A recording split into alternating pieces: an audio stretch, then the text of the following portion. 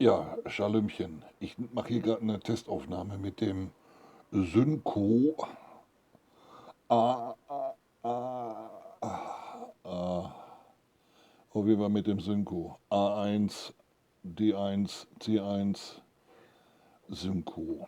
1, 2, 3 Test. Hier habe ich das Mikrofon. Dann habe ich hier noch die Option mit dem Kopfhörer, dass ich mich selber höre. Lautstärke ist normal eingestellt. Schauen wir mal, was dabei rumkommt. Und dann vergleichen wir das jetzt gleich mal mit dem Rode, mit dem Wireless Go 1. Und zwar jetzt.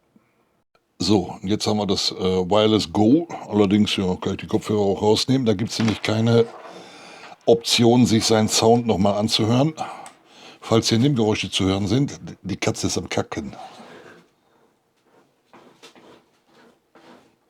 So, aber es geht ja im Prinzip darum, gleiches Mikrofon, einfach mal checken, was ist hier Phase.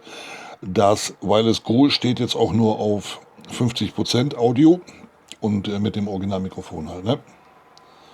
Schauen wir mal.